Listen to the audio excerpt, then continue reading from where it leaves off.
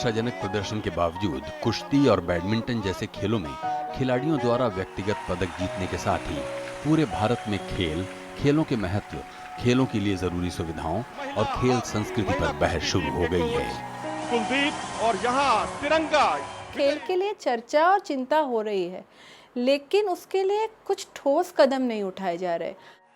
लेकिन सिर्फ चिंता करने से कुछ नहीं होगा।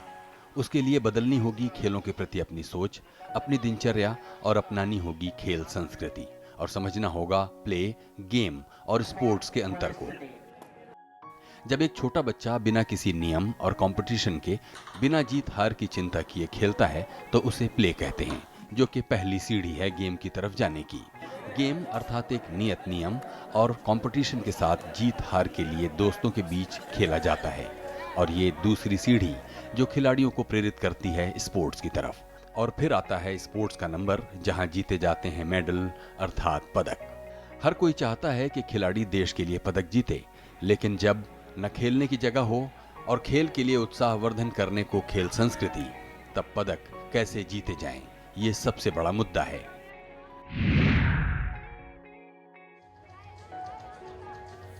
$125 करोड़ के भारत में एक दो पदकों से संतुष्टि अपने आप में एक चिंता का विषय है, जबकि दावा किया जा रहा है कि भारत एक युवा राष्ट्र है, जिसकी कुल जनसंख्या का 65% युवा अर्थात 35 वर्ष से कम उम्र के लोग हैं, और इनमें सबसे बड़ी तादाद उस युवा वर्ग की है जो 18 वर्ष से कम उम्र का है। आबादी के इस शानदार आंकड़ों के मद्देनजर माना जा रहा है कि 21वीं सदी भारत की होगी, अगर भारत अपने बच्चों पर, अपने नौजवानों पर ठीक से नियोजन करेगा तब। हालांकि भारत सरकार ने भी राष्ट्रीय और अंतर्राष्ट्रीय मंचों पर बार बार अपनी प्रतिबद्धता दोहराई भी है, चाहे बात शिक्षा के अधिकार को कानूनी रूप देने की हो या नए नए विश्वविद्यालय, तकनीकी संस्थान खोलने की हो। भारत सरकार हर वो कदम उठा रही है जिसका सीधा फायदा युवाओं को हो। अनेक विशेष कार्यक्रम और योजनाएं भी शुरू की गई हैं, जिसका नतीजा है कि आज भारत के युवा दुनिया में उच्च पदों और उच्च वेतनमान पर बैठकर अपना नाम कमा रहे हैं।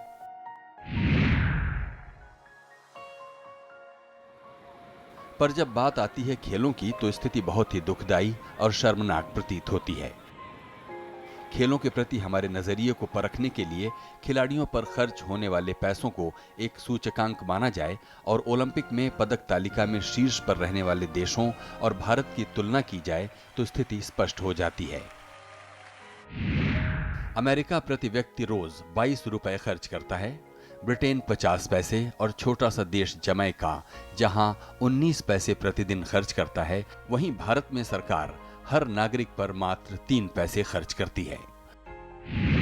शायद खेलों के प्रति सरकारी और सामाजिक तौर पर हमारी बेरुखी का नतीजा ही है कि 1920 से लेकर आज तक भारत ने सिर्फ 24 पदक जीते हैं, जिनमें से 1928 से 1980 के बीच 8 स्वर्ण पदक हॉकी में मिले थे और 1 स्वर्ण पदक 2008 में अभिनव बिंद्रा ने शूटिंग में दिलाया था।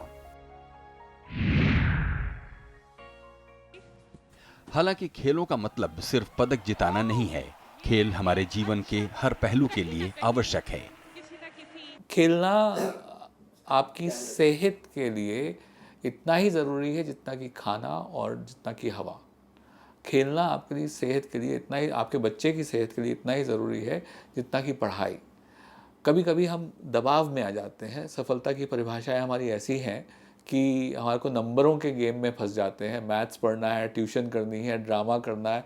हम भूल जाते हैं कि अगर मानसिक विकास और एक मन का विकास होना और शरीर का विकास होना है तो खेल अभिन्न अंग है आपके जीवन का। डॉक्टर, सामाजिक कार्यकर्ता और अभिभावक सभी मानते हैं कि खेलना सिर्फ बच्चों के लिए ही नहीं बल्कि सभी के लिए जरूरी है।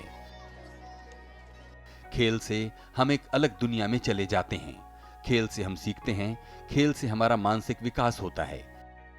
खेल एक ऐसा माध्यम है जिससे न सिर्फ वर्गों को जोड़ा जाता है बल्कि ये बच्चे की सामाजिक और शारीरिक पूरी पर्सनालिटी को उभारता है। खेल हर किसी के लिए ज़रूरी है, बच्चों के लिए ज़रूरी है और बड़ों के लिए भी ज़रूरी है। खेल से हम सीखते हैं, खेल से हमारा मानसिक विकास होता है, खेल से हम एक अलग दुनिया में चले जाते हैं।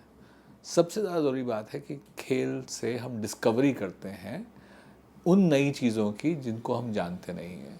सबसे पहला खेल अगर आपको अपने बारे में याद हो, क्या खेला था आपने? रसोई के कुछ बर्तन लेके चम्मच से खेला था, फिर घर घर खेला था, फिर टेबल के नीचे बैठ के डॉक्टर पेशेंट खेला था। हम प्रिटेंड करते हैं, अपने को एक रोल में ढालते हैं, उस रोल में ढाल के फिर हम वो जो स्किल्स होते हैं उसको सीखने की कोशिश करते हैं। हम कुछ पिट्ठू बनाते हैं तो पत्थर के ऊपर पत्थर रखते हैं, उससे हम सीखते हैं, उससे हमारे जो फाइन मोटर मूवमेंट्स हैं वो ठीक होती हैं। हम भागते हैं, दौड़ते हैं, उससे हमारी सेहत ठीक होती है। खेल हमारे जीवन का अभिन्न अंग है। बिना खेल के जीवन है नहीं, बिना खेल के हास्य नहीं है, बिना खेल के हारने की क्षमता नहीं है। जीवन में जीतने की क्षमता और हारने की क्षमता दोनों हम खेल से सीखते हैं। खेल तो बच्चों की एक डेवलपमेंट के लिए ही बहुत ज़रूरी है। वो एजुकेशनिस्ट भी कहेंगे और डॉक्टर्स भी कहेंगे कि ये बहुत इम्पॉर्टेंट है। और जब हम डॉक्टर्स कहते हैं कि सिर्फ मेडिसिन की डॉक्टर्स नहीं है, इवन द साइकोलॉजिस्ट, साइकेट्रिस्ट भी कहेंगे कि खेल कूद बहुत इम्पॉर्टेंट है। तो ये तो बहुत ज़रूरी है। हम मैंने किसी भी मैंने सिर्फ बच्चे नहीं है, युवा भी हो या अडल्ट भी हो, खेल कूद तो एक्सरसाइज तो बहुत इम्पॉर्टेंट है। इतनी सब वैज्ञानिक और सामाजिक मान्यताओं के बावजूद जब असल में खेलने की बात आती है तो हमारे देश और समाज में एक अलग ही रवैया नजर आता है। दिल्ली के अंदर देखिए आप, लगभग 16,000 पार्क हैं, लेकिन बच्चों के खेलने के लिए केवल 126 पार्क हैं जिनमें लोग खेल सकते हैं। बाकी पार्क्स पर या तो किसी अवैध बिल्डर का कब्ज़ा है, या आप देखिए पार्क है लेकिन उस पर आप खेल नहीं सकते, वो ऑर्नामेंटल यूज़ के लिए उन्होंने बना दिए हैं। अब मुझे नहीं लगता कि पहली बात कि दिल्ली में इतने ग्राउंड हैं, क्योंकि कहीं भी अगर आप देखें तो खेलने की जगह ही नहीं है बच्चों के लिए। और अभी तो एक बहुत अनफॉर्चुनेट बात और हो गई है कि कॉरपोरेट्स के आने के बाद जो ग्राउंड्स हैं वो भी इतने महंगे हो चुके हैं कि एक आम बच्चा उसमें क्रिकेट नहीं खेल सकता या और कोई गेम नहीं खेल सकता, क्योंकि वो इतने महंगे हो चुके हैं। और कॉरपोरेट 25,000 रुपये पर डे देते हैं, 30,000 रुपये भी देते हैं, उनको नहीं फ़र्क पड़ता। इससे ये हो रहा है कि हमारे यहाँ से स्पोर्ट्स का कल्चर जो डेवलप होना चाहिए, जो जितना था वो भी ख़त्म होता है।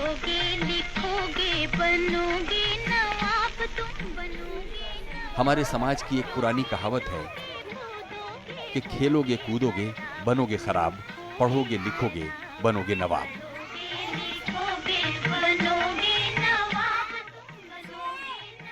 खेलों के प्रति समाज का ये रवैया सदियों से चला आ रहा है और यहीं से शुरू होती है हमारी खेलों के प्रति उदासीनता।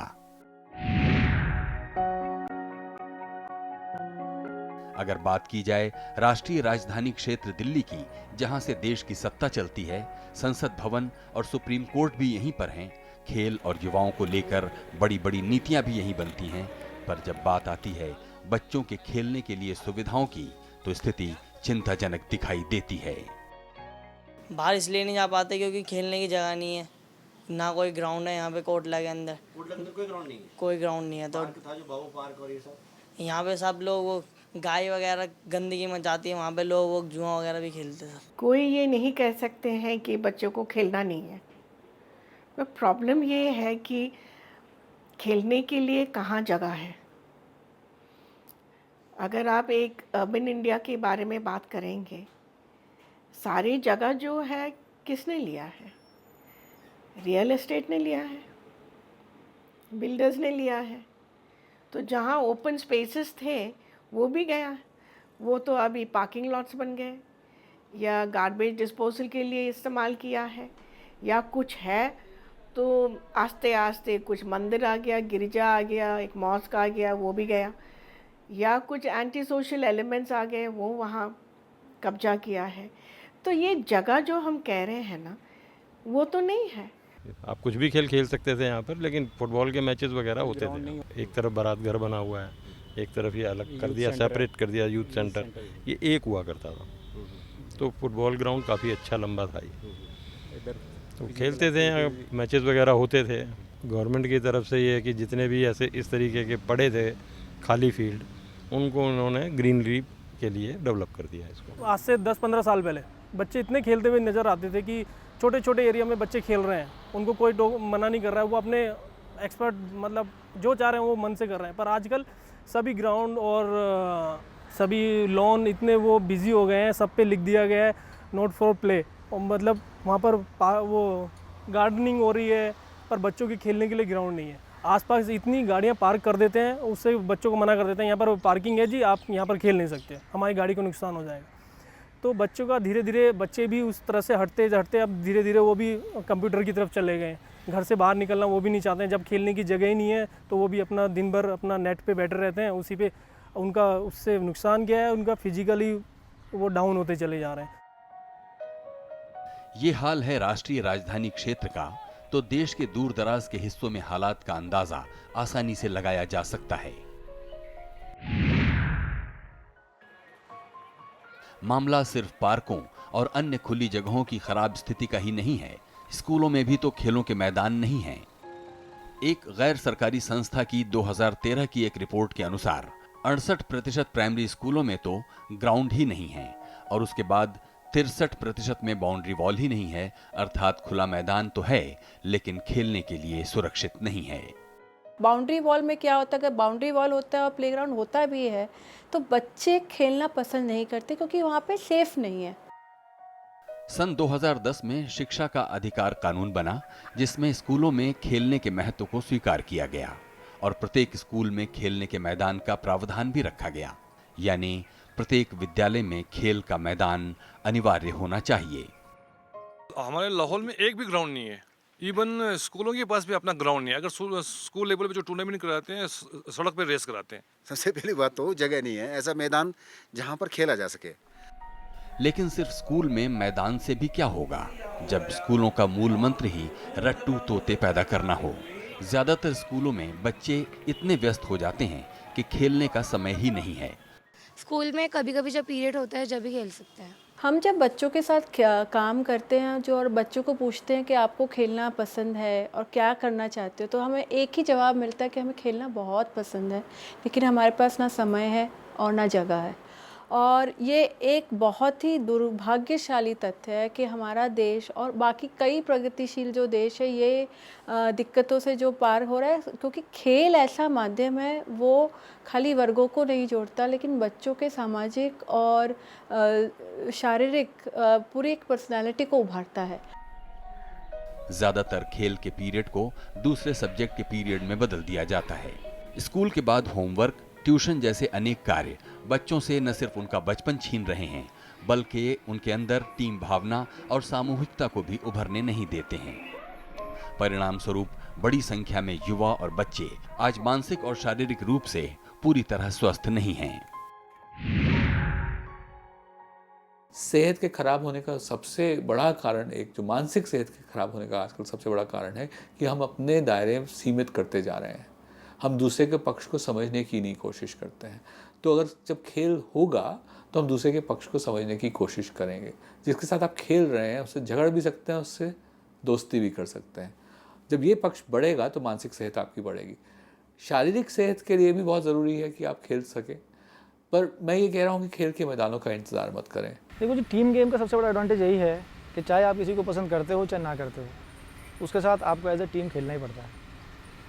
और होता क्या है, टीम गेम के साथ आपको उसके साथ खेल करके अंडरस्टैंडिंग आ जाती है, एक दूसरे के साथ प्रेम से बात करनी आ जाती है। ठीक है, ग्राउंड के अंदर कभी कभार गर्मा गर्मी हो जाती है, पर जैसे ही आप ऑफ द ग्राउंड जाते हो आप फिर वही करते हो, साथ में उठते हो, बैठते हो, एक कमरे में रहते हो, एंजॉय करते हो लाइफ।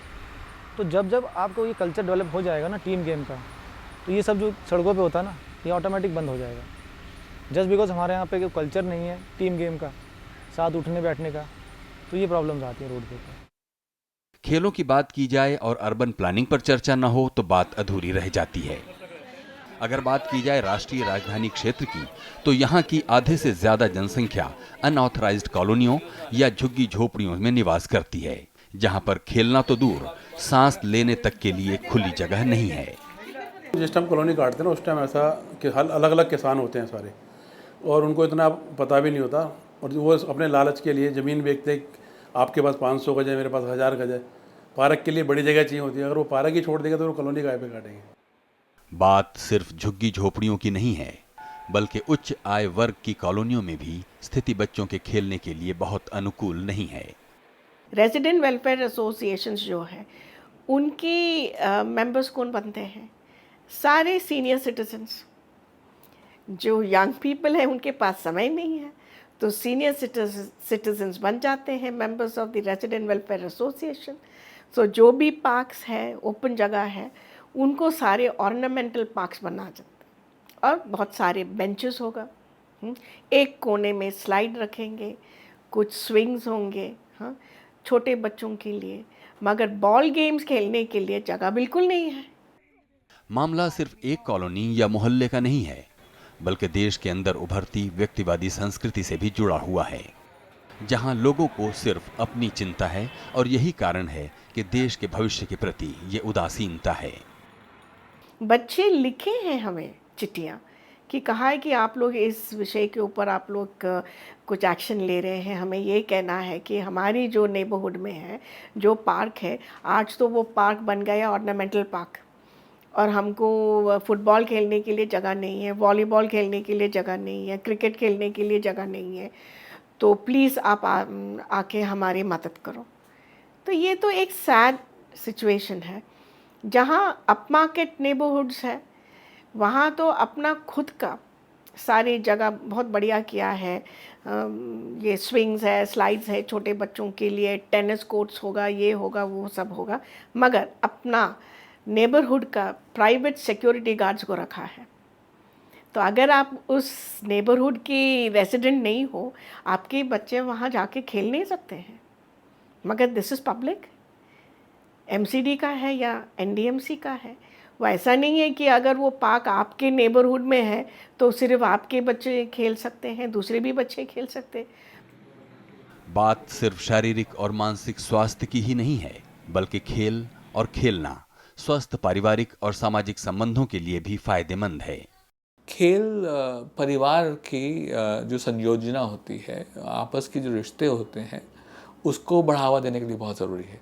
अगर आप माँ बाप के साथ अपने खेल रहे हैं, चाहे आप लूडो ही बैठ के खेल रहे हैं, चाहे आप सांप सीढ़ी खेल रहे हैं, चाहे ताश के पत्ते खेल रहे हैं, चाहे पकड़न पकड़ाई खेल रहे हैं, छुपन छुपाई खेल रहे हैं, वो जो आपका जो आजकल हम आइसोलेटेड हो रहे हैं, मी माई सेल्फ वाली जो बात आ रही है, उससे हट के हम फैमिली में जुड़ाव देख सकते हैं अगर हम खेल इकट्ठे खेलें तो। So let's play together, let's eat together and let's play together. उसमें दोनों में चीज़ों में हेल्दी है। स्पष्ट है कि खेल के अनेक फायदे हैं जो कि जीवन में हर पल हमें सभ्य नागरिक बनाते हैं। हम सामने वाले के पक्ष को सुनने को राजी नहीं है, चाहे वो टीवी डिबेट में हो, चाहे वो रोड पे हो, चाहे वो स्कूल में हो, चाहे वो इंटरनेट पे हो। हम किसी जो सामने वाला पक्ष हमारे से फ़र्क है, हम उसको लताड़ना चाहते हैं, हम अपनी डोमिनेंस दिखाना चाहते हैं। ये हमारी सोसाइटी का एक डिफाइनिंग प्रिंसिपल हो गया है कि हम सामने वाले को अपने से कम देखना चाहते हैं और दिखाना चाहते हैं। जब ये डिफाइनिंग प्रिंसिपल हो जाए तो कोई भी ऐसी चीज़ जो टीम की भावना लाती है, जिसमें कंपटीशन है पर कोलैबोरेशन भी है, वो रेज को, एंगर को कम करेगा। अब सवाल ये भी उठता है कि अगर बच्चे खेल नहीं रहे हैं तो फिर कर क्या रहे हैं? पर बॉयज़ तो दूर दूर चले जाते हैं, बट गर्ल्स के लिए यहाँ पर जगह नहीं है खेलने के लिए। घर में ही टीवी देखते हैं या फिर कंप्यूटर में, बस बाहर कॉलोनी में इतना स्पेस नहीं कि हम सब जाके खेल सकें। पार्कों में ताला लगा देते हैं, कई पार्कों में तो इन्होंने नर्सरी बना रखी है, यहाँ पे खेलने इसमें ताला लगा रखे हैं, यहाँ पे खेलते तो यहाँ पे पुलिस वाले नहीं मना करते। स्कूलों में चौकीदार खेलने नहीं देते, भगा देते, कहते हैं कि मना है, यहाँ पे हमारे को गवर्नमेंट मना करती है।